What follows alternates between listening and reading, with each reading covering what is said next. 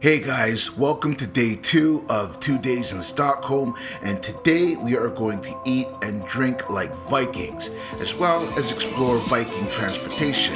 Oh, and ABBA.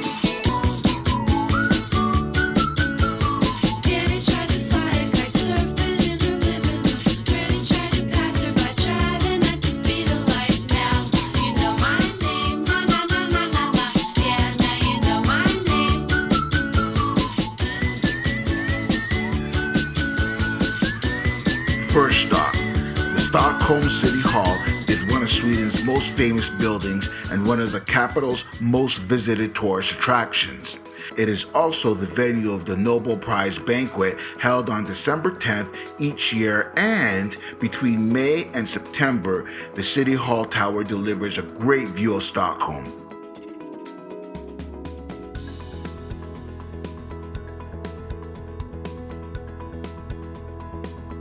The Everett Terrace is a relaxed, chill-out spot that happens to have one of the best views in Stockholm, overlooking Lake Mälaren and Stockholm City Hall on the quiet island of Riddarholmen. And around the corner is Riddarholmen Church.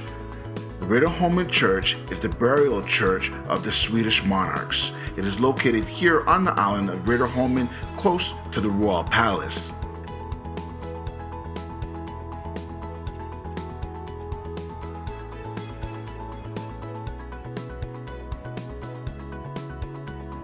The House of Nobility was commissioned in the 17th century by the Swedish nobility, who still own it. The House of Nobility remains one of the most exquisite works of architecture in Northern Europe.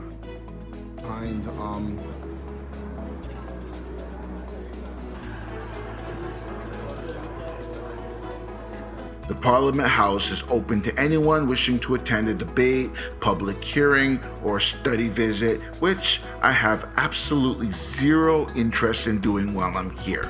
But for those who might be interested in that sort of thing, between September and June, when the Parliament is in session, you can take a free guided tour to learn how Sweden is actually run and Swedish political history.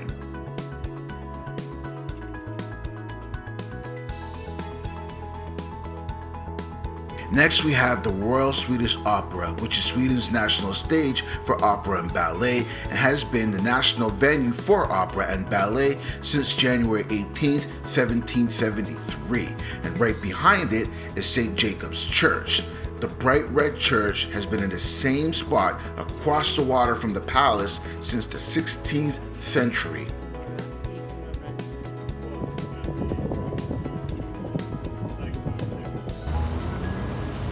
I see a lot of the locals eating these sausages. This is a bratwurst.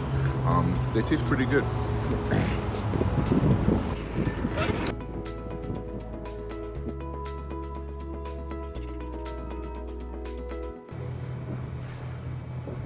Gröna Lund is a small amusement park here on the Dalecarlian Island.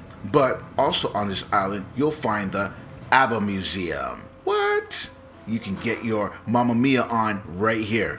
But you also find the Nordic Museum, the Skansen Museum, the Junabicken Museum, and the Vasa Museum.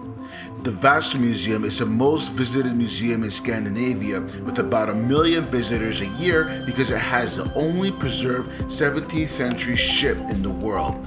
More than 95% of the boat is original, and it is decorated in hundreds of carved sculptures. The 69-meter Vasa warship sank on its maiden voyage in the middle of Stockholm in 1628.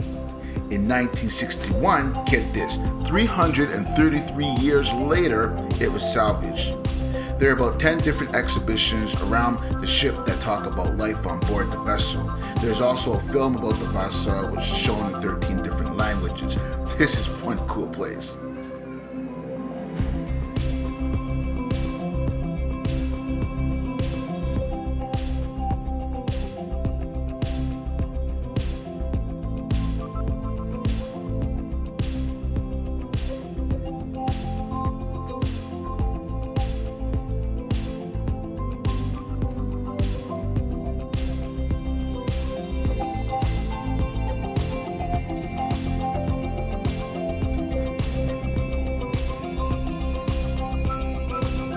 Okay, so the final stop for the day is a place a person who I met in a souvenir store recommended. I have to give a big shout out to Rachel, who is now a friend of mine.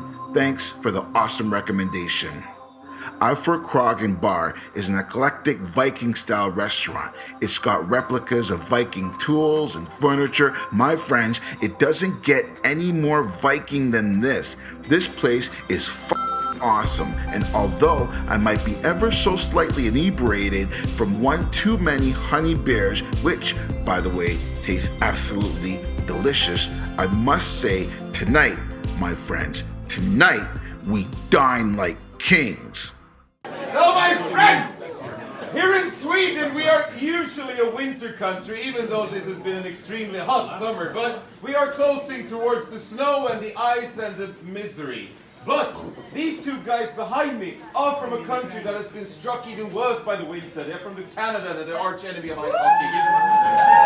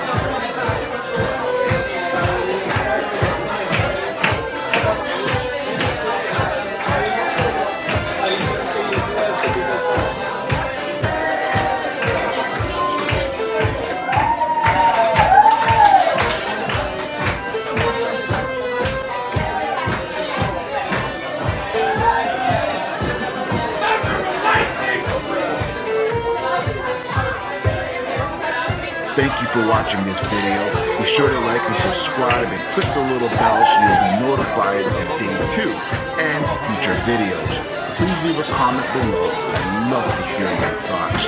Cheers and thanks for watching.